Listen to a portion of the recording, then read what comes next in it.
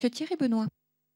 Merci Madame la Présidente. Donc les 5 intervenants ont posé le bon diagnostic, mais enfin ce sont des professionnels du commerce, donc le contraire nous aurait surpris. Et je trouve que la synthèse de Monsieur Lestou, moi elle me sied bien. Vous voyez Madame la Présidente, la Commission des affaires économiques hier traitait d'un sujet, on va pas dire que c'est lié, mais finalement, j'utiliserai le mot rééquilibrage. Hier soir, on parlait de rééquilibrer les relations commerciales entre la grande distribution, les industriels, les producteurs.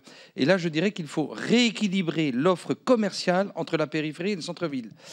Donc moi, quelques pistes. Un député maire tout à l'heure s'exprimait, le maire, donc mon collègue Régnier, donc député maire de Montélimar, et il exposait une vision. On voit bien qu'en termes d'aménageur, il y a une question qui tourne autour, pour moi, ce qu'a évoqué M. Lestou et Monsieur l'urbaniste, M. Mangin, sur le fait de remembrer les centres-villes, les remembrer, les reconstruire pour du meilleur logement, pour de meilleures offres de surface commerciale pour du commerce de proximité. Là, il y a un sujet, le remembrement urbain.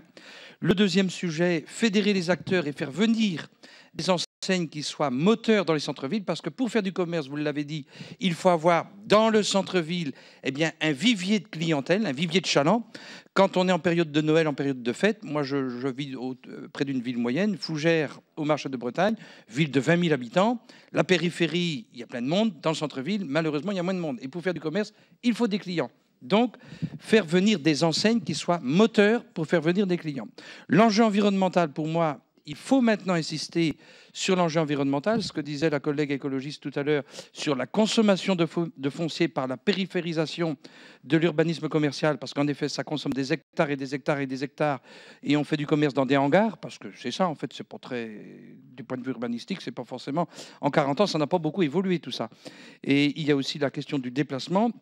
Et enfin, le dernier sujet, la question de la fiscalité. Guillaume Chevrollier évoquait tout à l'heure les charges pour les artisans. Est-ce que la question de zones franches que l'on pourrait instaurer en centre-ville peut être un sujet qui permette de relancer l'offre commerciale en centre-ville et dans nos bourgades? Merci. Merci, monsieur Jean-Pierre Leroy.